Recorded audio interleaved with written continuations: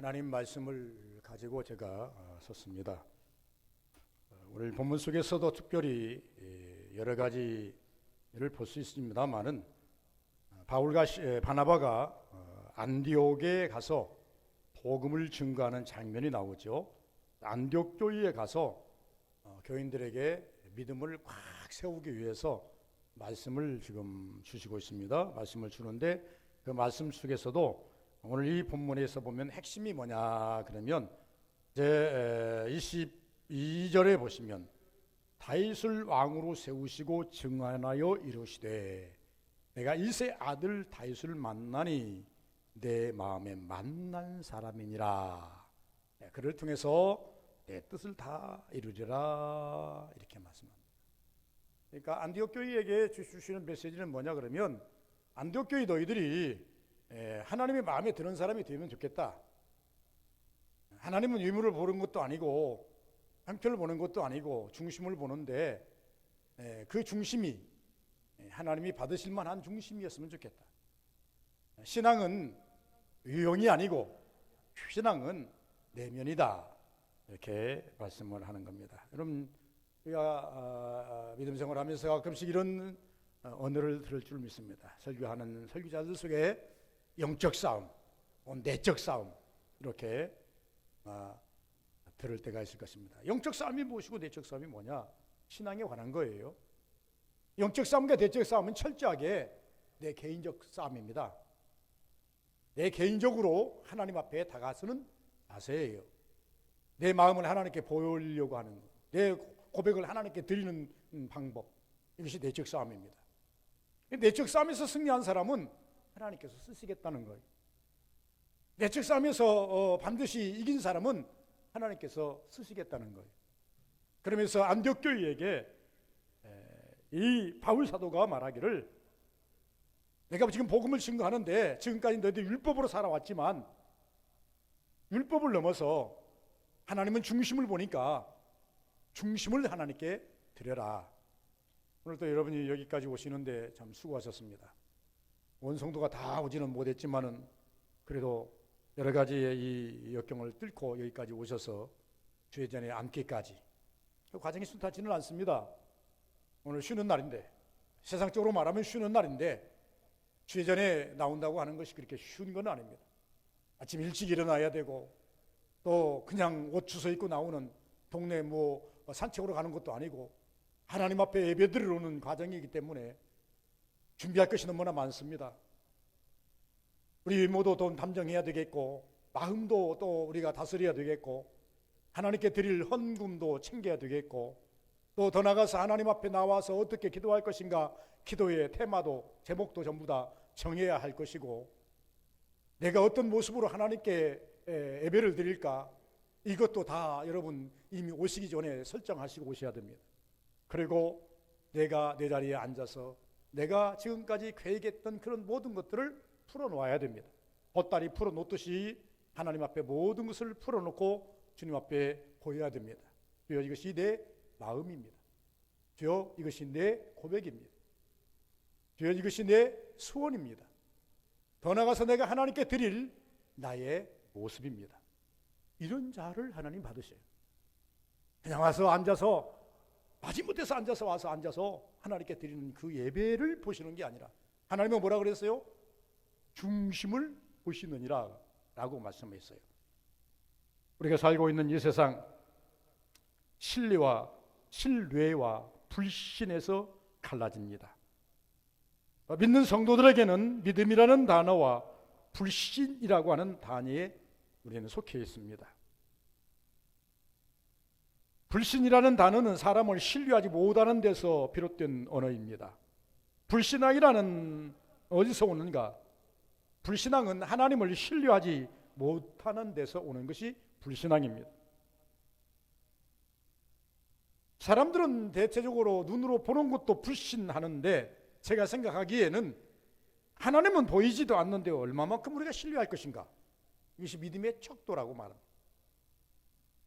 믿음의 척도. 여러분 믿음의 척도를 우리가 잴 때에 100이라고 생각합시다. 100이라고 생각한다면 항상 제가 말씀하지만 적어도 우리가 하나님이 인정하는 신앙 모든 사람들이 야, 저 사람 신앙 괜찮아 라고 인정되는 시점이 어느 시점인가? 저는 100이라고 생각한다면 50은 넘어가야 된다는 거예요. 그래서 내적 갈등에서 승리하는 자, 선거철이 되면 0.1%만 이겨도 이긴 자예요.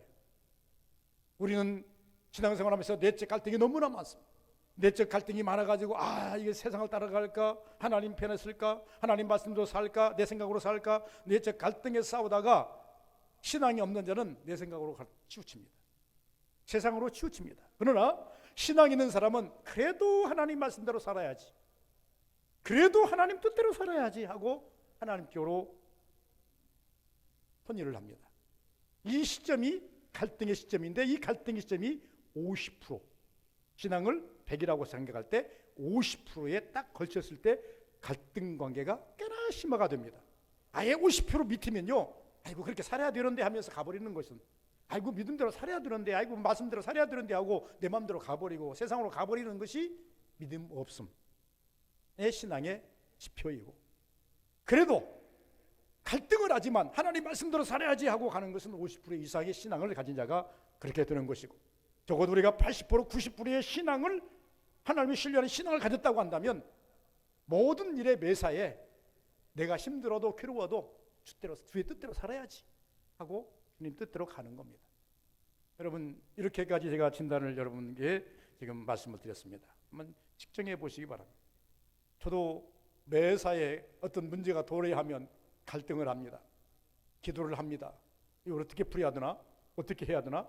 여러 가지 생각하지만은, 그러나 저는 목사이기 때문에 방법이 있겠습니까? 하나님께 맡기고 보자. 이 결과에 어쨌든, 이 결과가 어떻게 나오든 하나님께 맡기고 보자. 그리고 하나님께 맡긴 것은, 하나님이 주신 결과는 겸허하게 아멘으로 받자. 그것이 내 생각보다 좀 미치지 못한다 할지라도, 내가 원하는 만큼 되지 않았다 할지라도 하나님께 맡겼으면 그 결과에 대해서는 아멘 하셔야 됩니다. 하나님이 하시는 일 우리가 다 이해할 수는 없지만, 그러나 하나님은 우리를 절대 망하게 하는 법이 없어요. 하나님은 절대 우리를 실패자로 내몰게 하시는 방법이 아니라고 하는 것을 말합니다. 하나님은 오늘 제목 속에 말씀한 것처럼 어떤 사람을 쓰십니까? 우리 또한 하나님에 대하여 믿음이냐 불신이냐 척도를 한번 따져봐야 됩니다. 하나님이 요구하시는 사람이 어떤 사람인가? 어떤 사람을 하나님이 요구하시는가?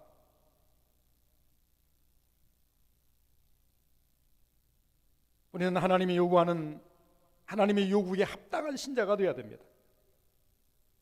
우리 생각에는 지능지수가 높다거나 똑똑한 사람, 잘생긴 사람, 그러므로 자랑하는 이런 것들이 많아서는 안 되는 것입니다. 하나님께서는 철저하게 이것을 배제시킵니다. 오늘 많은 사람들이 유형적인 것을 가지고 한껏 자랑을 합니다. 쓸데없는 것. 여러분, 미인이 미를 자랑한들 그 미가 몇 년이나 간다고 생각하십니까? 부자가 부를 자랑한들 그 부를 가지고 몇 년 동안 산다고 생각하십니까?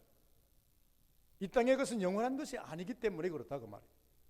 영원할 수도 없다 그 말입니다. 물질이 나와 함께 천국까지 못 갑니다. 젊음이 나와 함께 천국까지 갈 수가 없습니다. 권력이 나와 함께 천국까지 갈 수가 없습니다. 하나님이 요구하는 사람은 어떤 사람이어야 되는가? 사무엘상 16장 1절에서 13절에 보니까 사무엘 선지자가 사울왕 대신 왕을 세우려고 이새의 집에 들어갑니다. 이새의 집에 들어가니까 이새가 깜짝 놀라가지고 선지자님, 대선지자님 왜 우리 집에 오셨습니까? 무슨 일로 오셨습니까? 하나님이 보내서 왔다. 너 아들 중에서 왕이 하나 지금 세워야 되는데 빨리 네 아들 중에 데려와라. 그러니까 아버지는 큰아들을 신뢰한 거로 엘리압을 딱 등장시킵니다. 사무엘이 볼 때도 엘리압이 참 잘생겼습니다. 풍채도 좋고 눈도 마릿바듯하고 모든 것이 볼 때 저 정도면 되겠다 해서 하나님께 묻지도 아니하고 그 머리에다가 수양의 뿔에다가 기름을 가지고 왔는 들국화까지 갔는데 부으려고 할 때 하나님께 스톱. 아니다. 너는 외모를 보거니와 나 여호와는 그렇지 아니하며. 어떻게 본다? 용모와 신장을 보지 아니하고 보지 말라. 세상적으로 보지 말라는 겁니다. 나는 그를 버렸노라. 왜 하나님께서 사울왕은 맨 처음 그가 왕으로 될 때에 성경은 이렇게 말합니다. 이스라엘 사람들의 키보다 어깨 하나가 더 높다. 머리 하나가 높다. 한 20cm 더 큽니다. 그리고 용모가 아주 준수합니다. 왕으로서는 그보다도 절대적으로 이제 앞서는 사람이 없을 만큼 빼어난 사람이에요. 하나님께 그 버렸다 그랬습니다. 나는 일찍이 사울왕을 통해서 외모를 나는 배척했노라. 하나님께서는 외모를 판단하지 않고 중심을 보신다 그랬습니다. 그러면서 실제로 말씀하기를, 사무에게 말씀하시기를 너는 외모를 봤느냐 환경을 봤느냐. 아니다. 나는 사람의 중심을 보느니라. 그런데 이 세 아들 중에서 유형적으로는 다 갖춰졌지만은 하나님의 마음에 드는 사람 한 사람밖에 없는 거예요. 이 세 아들이 많이 있다 하지만 그러나 모두가 다 유형적으로 보면 왕이 될 만한 그러한 위치에 있고 왕이 될 만한 그러한 용모를 가지고 있지만, 그러나 하나님이 보신 것은 유형이 아니었어요. 그 중에 한 사람, 하나님 마음에 속드는 사람. 그럼 이 마음에 속드는 사람이 누굽니까? 오늘 본문에 다윗이라고 말합니다. 22절, 오늘 본문의 22절, 패하시고 다윗을 왕으로 세우시고 증언하여 이르시기를 내가 이새의 아들 다윗을 만나니 내 마음에 맞는 사람이라 내 뜻을 다 이루리라 라고 하는 거예요. 그냥 세우는 것이 아니라 왜 하나님께서는 자기의 원하는 종들을 세울 것인가, 원하는 종들을 하나님께서 왜 부르시는가? 자기 뜻을 세우려고. 여러분을 왜 부르셨는가? 첫째 목적은 천국입니다. 두 번째는 무엇입니까? 사명인데 그 사명은 당신의 뜻을 나를 통해서 이루시려고 우리를 부르셨다는 겁니다. 그러니까 우리가 하나님 말씀 앞에 살는 우리가 하나님 앞에 살면서 무슨 생각을 하셔야 됩니까? 내가 하나님께 부름받으면 하나님의 뜻을 나한테서 이루기자 원합니다. 그 뜻이 크게 생각할 것 없어요. 목사는 목자장의 심정을 가지고 열심히 하나님의 일에 진력하면 하나님 뜻을 이루어가는 것이고, 성도는 성도로서의 삶을 가지고 살아가면 하나님의 뜻이 이루어지는 거예요. 또 같을 수는 없다고 말입니다.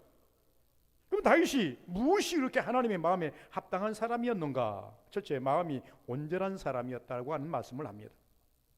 다윗의 마음이 일편단심입니다. 흔들림이 없는 그런 마음을 가지고 있는 사람입니다. 참 우리는 처음 먹은 마음을 끝까지 간다고 하는 것이 매우 쉽지가 않습니다. 내가 약속한 것을 지키려고 애쓸 뿐이지 약속을 다 지킬 수도 없다. 그때마다 인간의 연약함을 쉽게 드러냅니다. 내가 이런 사람인가 이렇게 생각할 때가 많이 있습니다. 그러나 다윗은 마음이 일편단심입니다. 시편 1편의 그 시부터 시작해서 그러니까 죽음에 이르는 그 순간까지도 여호와에 관한 한, 믿음에 관한 한, 우리로 소원이 말하는 신앙에 관한 한 흔들리지 않았어요. 제일 중요한 거 아니겠습니까? 다른 건 몰라도요, 신앙에 관한 한은 절대 흔들리지 않았어요. 절대 고람되오 신앙, 절대 하나님의 의존적인 신앙에서 흔들리지 않았다는 것입니다. 이 다윗의 고백을 들어보면 하나님 없이 나 못 살아요. 이게 고백이 한마디로 요약한다면,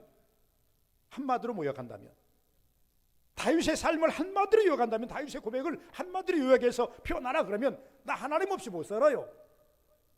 그럼 제가 적극적인 표현을 썼습니다만은 우리 서부교회 성도들도 다 그런 고백하시기를 바랍니다. 이런 자를 쓰셔요. 나는 하나님 없이 못 살아요. 나 주 따라서 못 살아요. 그래서 찬송에도 말하지 않습니까? 주 떠나가시면 내 생명 어떠네. 고백하잖아요. 주 따르면 안 되잖아요. 내가 주님 떠날 수도 없지만은 주님이 나를 떠날 수도 안 되잖아요. 그것을 갖다가 한마디로 함축해서 액기스를 뽑아서 고백한다면 나 하나님 없이 못 살아요. 여러분 과연 그런 고백을 하시고 계십니까? 길 갈 때나 앉아있을 때나 누워있을 때나 우리가 생각날 때나 수시로 그런 고백을 하시기 바랍니다. 하나님이 들으시기 원하시는 고백입니다. 하나님이 기뻐하시는 고백입니다. 그럼 돈 들어갈 것도 없잖아요. 시간 들일 것도 없잖아요. 다윗이 하나님 앞에서 찬양을 하고 시편을 쓰고 여러 가지의 시를 읽을 때 꼭 성전에서만 썼나요? 아니에요. 목동으로 있을 때나 걸어다닐 때나 저 엥게디 동굴 속에 들어가서 피신할 때나 상관하지 않아요. 환경이 바뀌었다고 해서, 삶의 어떤 근간이 바뀌었다고 해서, 위치가 바뀌었다고 해서 시가 달라지지 않아요. 전쟁 속에서도 나 하나님 없이 못 살아요. 자기가 기르는 양을 치면서도 나 하나님 없이 못 살아요. 그러니까 왕궁에 있을 때에도 나 하나님 없이 못 살아요. 이것이 다윗의 고백이란 말이에요. 그럼 오늘날 우리 서부교인들이 이 땅에 살면서 지금 천국을 그냥 가고 있지 않습니까? 천국 가는 그날까지 우리가 해야 할 고백, 놓치지 말아야 할 고백, 나 하나님 없이 못 살아요. 이 고백은 돈 들어가는 것도 아니고 시간 들어가는 것도 아니에요. 길 가다가 생각나거든. 여러분 앉아있다 생각나거든. 잠자다가 생각나거든. 누워있다 생각나거든. 맘 먹을 때 생각나거든. 심지어 조금 좀 그렇습니다만 화장실에 앉아서라도 생각나거든. 나 주 없이 살 수 없어요. 주 없이 살 수 없네 죄인의 구주여 하고 고백하지 않아요. 이런 고백들을 함축적으로 한마디로 내 입으로 고백한다고 한다면 찬양을 못한다 할지라도 여러분 그냥 나 하나님 없이 못 살아요. 이 고백이 다윗의 고백 아니겠습니까? 그래서 마음이 온전한 사람, 일편단심, 흔들림이 없다는 것입니다. 하나님만 믿고 전적으로 하나님을 의지하는 신앙. 그래서 시편 16편 2절에 보니까 주는 나의 주시오니 주밖에 나의 복이 없나이다. 우리가 해야 할 고백 아닙니까? 주는 나의 주시오니 주밖에 나의 복이 없나이다. 시편 18편 1절에 보니까 나의 힘이 되신 여호와여 내가 주를 사랑하나이다. 어떤 사람이 텔레비에 나와서 묻더라고요. 한가인 씨에게 물어봐요. 여러분 화학적 사랑의 시효가 얼마냐 그러니까 많이 가봐야 2, 3년 간다. 화학적 이제 서로 사랑하는 그 사랑의 기간이 얼마냐 하는 게 2, 3년 간다 그래요. 사람마다 차이가 있겠죠. 2, 3년 더 가는 사람도 있겠고 2, 3년 못 가는 사람도 있겠고 하룻밤 가는 사람도 있겠지만은 그것은 우리가 사람마다 차이가 있으니까 다 그렇지 않겠습니까? 하나님을 사랑은 끝이 없어요. 시편 39편 7절에 보니까 주여 내가 무엇을 바라리요? 나의 소망은 주께 있나이다. 이것을 한마디로 요약해서 말한다면 나 주 없이 못 살아요. 어떤 목사님이 현대의 신앙인들을 이렇게 비교해 놓았습니다. 겉으로 보기에는 훌륭한 신자들이 많은 것 같은데 속마음은 삐뚤어진 사람이 많다. 믿는 신자들 중에도 상업적으로 믿는 성도가 많다. 즉 시세를 보아가며 예수를 믿는 사람이 많이 있다. 천당이 있으면 가고 없어도 믿질 것이 없을 정도로 믿는가 하면 적당히 믿다가 죽을 때 잘 믿으면 된다는 식의 믿는 사람이 많이 있다. 이 글을 읽으면서 많은 것을 공감합니다. 내 신앙이 여러분을 책망하기에 앞서서 이 말씀을 주기에 앞서서 내 신앙이 그러한 나태한 신앙, 미온적인 신앙. 여러분 절대 적극적인 신앙에서는 이런 말이 나올 수가 없어요. 적극적인 신앙을 가진 사람에게는요 이런 것이 대입될 수가 없어요. 그러나 미온적인 신앙, 한 발 물러서 있는 신앙, 거리를 두는 신앙, 이런 신앙은 이런 지표가 나올 수밖에 없어요. 하나님이 이런 사람, 이런 것을 좋아하지 않는다니까요. 마음이 온전한 사람, 어제나 오늘이나. 그래서 신명기 6장 5절에 보니까 너는 마음을 다하고 성품을 다하고 힘을 다하여 하나님을 믿으라는 거예요. 신뢰하라는 거예요. 적당히가 아니에요. 마음, 목숨, 성품 다 알아요. 기독교는 의식과 형식의 종교가 아니라는 것입니다.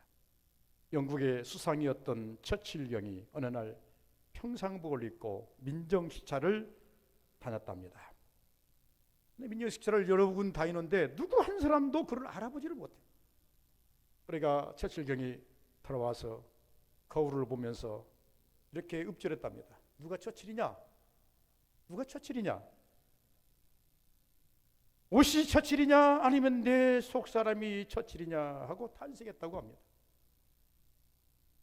왕복을 입었을 때는 그가 많은 수행원들을 데리고 나갈 때는 모든 사람이 저 처칠경이다 하고 그에게 머리를 숙이고 초하렸는데 평상복을 입고 밖을 나갔더니 누구 한 사람도 처칠경에 대해서 알아주는 사람이 없으니 다시 돌아와서 거울을 보면서 야 처칠아, 네 옷이 처칠이냐 네 속마음이 처칠이냐 탄식했다라고 하는 말이 나옵니다. 다윗은 왜 하나님이 마음에 합당한가? 다윗은 교의주의 사람이 아니었다는 겁니다. 시대에 의해서 변하지도 않았고 환경에 의해서 변하지도 않았다는 것입니다. 그는 그의 신앙에 변함이 없다.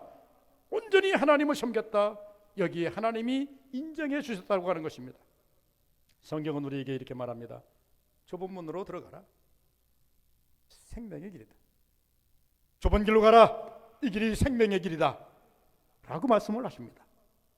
그런데 제가 이 성경을 읽으면서 깨달은 것이 뭐냐 그러면 그래, 좁은 문 좁은 길은 한 번 들어가면 피할 길이 없는 길, 피할 길이 없는 문입니다. 힘들어도 통과해야 돼요. 힘들어도 그 길 가야 돼요. 예수께서 이 말씀을 하시면서 넓은 문 넓은 길을 말했습니다. 가기가 편하다. 장애물이 있으면 얼마든지 피해갈 수 있다. 의식 없이 갈 수 있다. 그러나 이 좁은 문 좁은 길은 피할 수도 없다. 그러나 이 길을 통과해야만 네가 원하는 목적지에 도달한다. 우리 신앙은 그렇습니다. 피하는 길이 아니에요. 피해서 갈 길이 아니에요. 통과해야만 되는 길이에요. 두 번째는 하나님께서 어떤 사람을 쓰시는가? 회개의 사람이었다는 것입니다. 다윗은 하나님을 신뢰하고 믿음이 사람이었지 그는 온전한 사람은 아니었다. 우리가 생각할 때 그래서 목사님 정도면 온전하다고 생각합니다. 온전하지 않습니다. 장로님 정도면 온전하다고 생각하는 온전하지 않습니다. 제가 볼 때 죄 많은 사람이 목사가 되고 허물 많고 죄 많은 사람이 직분자가 되더라고요. 왜? 교회의 직분은 더 많은 책임을 짊어지고 더 많이 회개해야 되고 더 많이 기도해야 사명이 있는 거예요. 성도의 신앙과 목사의 신앙이 같을 수 있겠습니까? 같을 수 없는 거예요. 직분자의 신앙과 직분 없는 자의 신앙이 같으면 되겠습니까? 같을 수 없는 거예요. 예수님께서 12제자를 선택하시고 12제자의 삶과 저 12제자 아닌 바리새인과 사두개인의 삶과 같기를 바랐겠습니까? 절대 같게 보지 않았어요. 따로 세우시면 그들에게 특별한 사명을 주시기 위한 것 아니겠습니까? 로마서 3장 10절에 보니까 의인은 없나니 하나도 없다. 탄식이죠. 사무엘하 11장과 12장에 보면 나단의 책망이 회개의 모습으로 나오는 것이 담겨졌습니다. 나단이 다윗을 책망합니다. 그랬더니 12장 13절에 보면 다윗이 이렇게 고백합니다. 내가 여호와께 죄를 범하였나이다. 다윗이 죄를 범한 그 시대적 상황에서는 큰 죄 될 것도 없어요. 왕으로 있으면서요, 이 성경을 읽어보면요, 참 어떻게 보면 참 우리가 이해할 수 없는 부분들이지만 그때 다윗 시대의 왕정 시대에는요, 전쟁에 나가서 그 다른 이제 왕족의 왕에 있는 그 왕을 처단하고 그 왕비를 자기 아내로 삼고 이런 일들이 다윗도 있었고 비일비재해요. 그러나 평상적으로 보면 큰 문제가 될 것이 없어요. 그러나 우리 성도들은 두 가지 측면에서 회개를 잘해야 됩니다. 이 두 가지 측면이 뭐냐 그러면 하나는 책망 앞에 회개를 해야 될 것인가, 은혜 앞에 회개를 해야 할 것인가. 어떻게 이해하시는가는 모르겠습니다만은 책망 앞에 회개를 해야 할 것인가, 은혜 앞에 회개를 해야 할까. 저는 두 가지 다 잘해야 된다고 봅니다. 우리가 놓치는 것이 있습니다. 은연중에, 부지 중에, 내가 알지 못할 때에 그게 죄가 아닌 줄 알았는데 어느 날 하나님께서 책망이 올 때 이것이 죄였구나, 이건 회개해야 됩니다. 그래서 저는 두 가지로 우리가 잘 회개합니다. 책망 다음에는 무엇이 오기 때문에요? 징계가 오기 때문에 책망 앞에 빨리 회개해야 됩니다. 만약에 책망이 왔음에도 불구하고 회개를 하지 아니하면 그 징계는 어떠하겠는가라고 하는 것입니다. 죽음입니다. 사무엘하 12장 14절에 보니까 다윗이 내가 죄를 졌나이다 고백했더니 나단을 통해서 하나님께서 이런 음성이 들립니다. 여호와께서 당신의 죄를 사하셨으니 당신이 죽지 아니하리라. 하나님은 다윗이 회개하지 아니하면 죽일 계획을 가지고 계셨어요. 어떻게 죽일지는 모르지만 죽일 계획을 가지고 계셨어요. 아예 다윗을 죽이려고 마음을 먹고 계셨다 그 말이에요. 그런데 다윗이 하나님의 책망을 듣고 회개하니까 나단을 보내가지고 하시는 말씀이 뭐라고 했습니까? 여호와께서 당신의 죄를 사하셨으니 당신이 회개했으니 당신은 죽지 아니하리라. 역으로 생각해 보십시다. 회개 안 했다면 다윗은 죽었다는 결론이 나옵니다. 회개는 자기의 생명을 구하는 것이고 회개는 자기 가족의 생명도 구하는 것이다 라고 말합니다. 두 번째 제가 말씀드렸죠. 은혜 앞에 회개하자. 시편 34편 18절에 보니까 여호와는 마음이 상한 자에게 가까이 하시고 중심에 통이하는 자를 구원하시도다. 감격의 회개를 해야 돼. 내가 뭐라고? 하나님이 나를 살리시는가? 내가 뭐라고? 하나님께서 나에게 은혜를 베푸시는가? 내가 뭐라고 하나님께서 이처럼 형통한 길을 주시는가? 지켜주시는가? 이건 은혜적인 측면의 회개입니다. 하나님의 은혜에 비해서 내가 한 일이 너무 적은데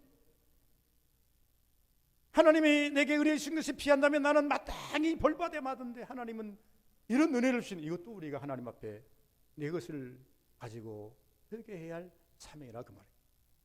무슨 얘기입니다만 저는 가끔씩 하나님의 은혜를 여러 곳에서 생각합니다. 제가 우리 장로님께 전화를 했습니다만은 그저께 태안을 갈 일이 있어가지고 이제 태안을 가려고 차를 가지고 오늘 이번 주는 안 가려고 그랬어요. 안 가려고 그랬는데 가만히 앉아 생각해보니까 무엇을 꼭 해야 될 것 같아요. 그래서 가야 되겠지. 이번 주 갔다 가자. 갔다 오자. 갔다 온다는 것이 쉬운 게 아니에요. 왜냐하면 2시간 운전하고 가서 또 일 좀 하고 또 2시간 돌아온다는 것이 그렇게 쉬운 게 아니에요. 그래도 또 해야 할 것이 있어서 가자 하고 이제 집사람한테 내가 지금 가다가 밥 사줄게 하고 지금 가고 있어요. 점심을 열심히 갔습니다. 열심히 태안까지 쭉 갔어요. 그래서 나가서 홍성에서 나가서 태안으로 나가려고 막 톨게이트 나와가지고 다 아시잖아요. 좌회전 받아가지고 이제 자동차 도로 타려고 딱 하는데 차를 딱 여기 받쳐놓고 이제 수도보고 빨간불이 들어서 수도보고 있다가 드라이버를 놓고 다시 이제 하는데 덜컹 차가 가다가 툭쿵 이렇게 가다 5m 가다 5m 가서 큰일 났다. 이게 뭐냐 왜 그러냐 그랬더니 이제 뒤에서 막 반짝거리고 난리가 아니에요. 빨리 가라고. 차가 고장났는데 빨리 갈 수 있습니까? 그래서 한 200m 가다가 옆에다 맞춰놓고 이제 내카차를 불렀어요. 안 되겠다 싶어가지고 내카차가 왔어요. 어디로 갈까요? 서비스로 갑시다. 갔어요. 홍성에서 우리 거기서 홍성까지 한 12km밖에 안 되더라고요. 15분인가 가더라고요. 갔다 왔어요. 서비스 센터 갔다 왔는데 전주가 또 틀려요. 전주는 차 가지고 가면 바로 입고를 하면 바로 그 매니저가 나와가지고 진단을 해가지고 빨리 이거 뭐 오늘 고칠 수 있습니다 없습니다 이렇게 해주는데 거기는요 화물차사요. 시흥되는데요. 다 보는 사람도 없고 1시간이 넘었어요. 전주까지 가야 되고 오는데 골랐어요. 2시에 도착했는데 3시가 넘었는데 와보질 않아요. 그래서는 나가서 나 전주까지 가야 되는데 좀 빨리 좀 오늘 고칠 것인지 못 고칠 것인지 내가 좀 해줘야 할 것 아니냐고 그랬더니 기사가 오더니 와서 보더니 이건 뭐 100일이양 뭐가 뜨니까 이거 하나만 고치면 된다는 거예요.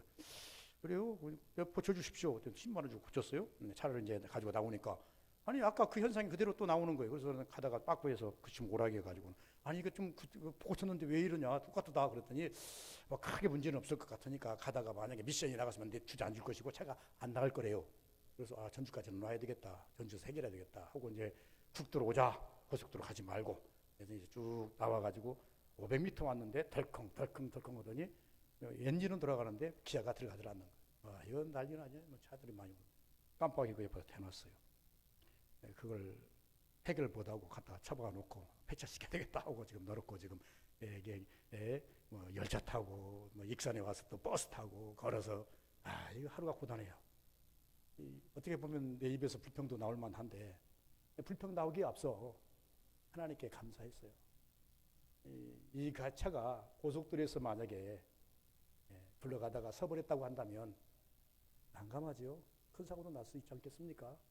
하나님께서는 고속도로 딱 나와서 500m 지난 다음에 차들이 없는 데서 덜컹덜컹 하시더니 딱 세워주시더라고요. 다른 사람이 모르죠. 그걸 알게 내 스스로에 깨닫는 은혜입니다. 여러분, 왜 제가 이렇게 말씀드리는 거 하니까 여러분 신앙생활 이 정도 하셨으면, 우리 서부교인들은요, 저도 이 정도 하셨으면 하나님이 주시는 깨닫는 은혜를 열매를 딸 줄 아셔야 됩니다. 그리고 그걸 하나님께 감사할 줄 아셔야 됩니다. 그래 하나님께 드러낼 줄 알아야 됩니다. 만약 이것을 놓치면 불신앙으로 갑니다. 만약 이것을 놓치면 불평으로 갑니다. 하나님은 불평 원치 않습니다. 불치장 절대 원치 않습니다. 기뻐하지도 않습니다. 우리가 하나님 앞에 나가는 길은 이렇게 되더라 그 말입니다. 그래서 하나님께서 말합니다. 회개했으므로 이렇게 하나님께서 은혜적인 측면에서 우리가 회개하자는 것입니다. 상한 자에게 가까이 하시고 신중에 통회하는 자를 구원하시도다. 감격의 은혜. 책망의 회개는 자기의 죄의 무지에서 오는 결과입니다마는 죄를 짓고도 회개치 아니할 때에 책망이 옵니다. 사울의 경우입니다. 죄를 짓고도 죄의 결과에 대해서 심각성을 느끼지 못할 때 오는 사람들의 다윗을 볼 수 있습니다. 그것은 죽는 경우이다 그 말입니다. 죄인 줄 알면서도, 심각한 줄 알면서도 곧바로 회개를 못할 때 책망이 옵니다. 아담이 그랬고 아간이 그랬습니다. 빨리 깨닫는 것이 좋습니다. 영으로 깨닫는 것은 더 완벽합니다. 은혜 앞에 회개는 무엇입니까? 이런 성도는 죄질을 압니다. 죄질을 알면 자연히 죄의 결과도 압니다. 이런 죄의 결과가 자기에게 미치기 전에 하나님을 찾고 용서를 받는 것이 우리에게 필요한 것입니다. 로마서 6장 23절에 보니까 죄의 싹은 사망이라 말했습니다. 회개는 하나님의 은사, 예수 그리스도 안에 있는 영생이지만, 그러나 우리가 빨리빨리 은혜 앞에 회개한다면 그보다 더 좋은 것은 없겠다. 마지막 세 번째, 순종의 사람이었다고 하는 것입니다. 하나님께서 사울 왕 대신 다윗을 택하신 이유가 무엇인가를 설명해 주고 있습니다. 사울은 불순의 종 대명사입니다. 모든 일에 할 수만 있으면 불순종, 불평, 불만입니다. 모든 일에 자기 생각을 앞세웠습니다. 자기 생각 앞서는 인물치고 하나님에 대항하지 않는 백성은 하나도 없습니다. 순종하는 백성이 별로 없더라고 하는 말입니다. 사울이 그랬습니다.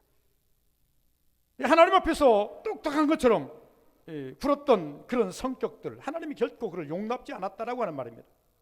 그러므로 말미암아 사무엘상 15장에 보면은 이 사무엘이 사울왕에 가서 사울왕의 그 행적을 보면서 이렇게 말하지 않습니까? 순종이 사사보다 낫고 듣는 것이 수양의 기름보다 나으니 이를 거역하는 것은 사슬의 대와 같고 죄와 같고 완고한 것은 사신 우상 앞에 절하는 죄와 같음이라. 그러므로 하나님께서 왕을 버리셨나이다. 불순종으로 왕위에서 버림받고 생명도 버림받은 게 사울 왕입니다. 하나님은 절대자이십니다. 그런 거로 하나님께서는 이유가 없어요. 다윗은 이것을 잘 알았어요. 사울이 어떻게 해서 망했는가를 알았어요. 사울이 망한 것은요, 다윗이 사울의 그 근간에서 하프를 치면서 비파를 치면서 노래도 해주고 기도도 해줬던 사람 아니겠습니까? 그래서 철저하게 안 것이 뭐냐 그러면 이제 사울이 망했던 그 이유를 뭐냐면 사울에겐 기도가 없다는 거예요. 사울에겐 찬양이 없다는 거예요. 사울에게는 하나님을 찾는 그런 루트가 하나도 없다는 거예요. 다 막혀있다는 거예요. 영 안에 깝깝하다는 얘기예요. 우리가 신앙생활 하면서 우리 서부교인들은 영으로 깝깝하게 살지 마시기 바랍니다. 깜깜한 밤에 살지 마시기 바랍니다. 영이 깝깝하면요 찬양 못합니다. 찬양할 수도 없어요. 이것을 알았던 다윗이기 때문에 이런 불순종의 대명사, 하나님 찬양하지도 아니하고 순종하지도 않는 대명사, 이걸 알았기 때문에 다윗은 반면 교사를 삼은 거예요. 우리가 그러지 않습니까? 도둑놈 뒤를 따라가면서도 두 가지의 결론이 나온다고 하지 않습니까? 앞선 도둑놈이 열심히 도둑질 하니까 그걸 보면서 더 좋은 기술을 배운다고 하니, 야, 저렇게 해서 저 사람 걸렸어. 나는 저렇게 저거 보완해갖고 안 걸리게 도둑질 할 거야. 아주 안 좋은 쪽으로 발전하는 사람이. 그런가 하면 도둑 뒤를 따라가면서, 아이고, 저렇게 하다는 큰일 나다. 감옥 가. 나 죽어. 안 돼.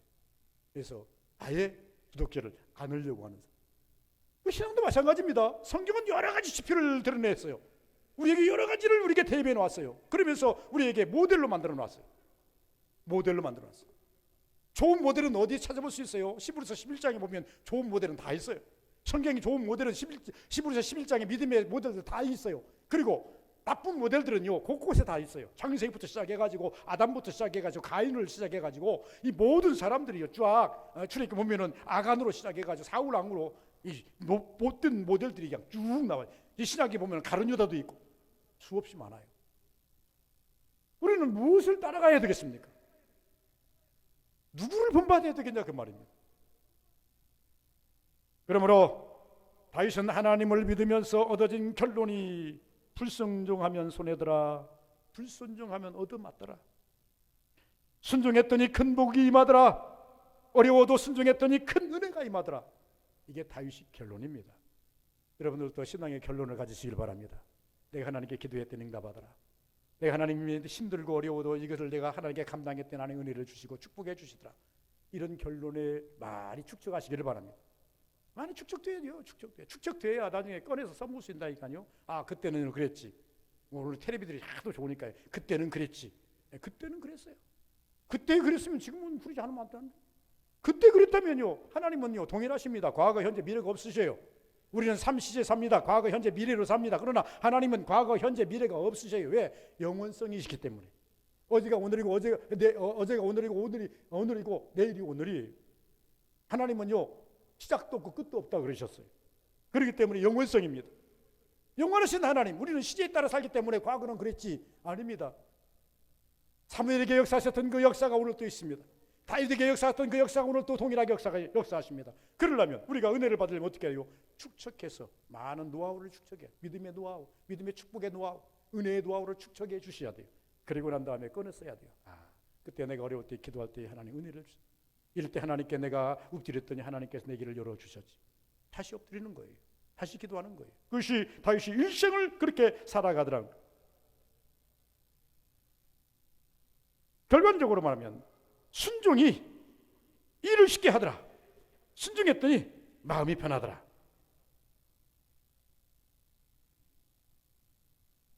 여러분, 매 맞고 순종하는 것보다, 매 맞고 우리가 하나님 앞에 가는 것보다 매 맞기 전에 먼저 하나님 앞에 서는 것이 은혜입니다. 하나님께서는 다윗을 보면서 이렇게 말합니다. 내 이세의 아들 다윗을 만나니, 여러분 주님께서 여러분 다 만나주셨어요. 나도 만나주셨습니다. 마음에 맞는 사람이라 이 말씀에 와서 제가 측정을 해봅니다. 그래, 내가 하는 기도 하나님의 마음에 맞으실까? 내가 드리는 하나님의 예배 하나님이 마음에 맞으실까? 내 모습, 내 삶 하나님이 마음에 맞으실까? 항상 측정해 봅니다. 내가 하나님이 아닌 이상 내가 그걸 측정할 수는 없어요. 그러나 어느 날 기도하다 보면 나를 향하신 하나님의 마음이 열려 있는 것을 볼 때, 내 기도를 하나님께 받으시는구나. 하나님께서 내 예배를 받으시는구나. 그럴 때 하나님께서 어느 때는 어느 순간은 하나님이 내 이 모습이 하나님께서 기뻐하실까, 받으실까라고 시작했지만 어느 순간에 보면 하나님이 나를 받으시고 계시는구나. 여기에 돌아가면요 감사의 감격입니다. 여러분, 이런 은혜가 있기를 주 이름으로 축원을 드립니다. 거룩하신 아버지 감사합니다. 복 되기를 원합니다. 은혜 되기를 원합니다. 충만한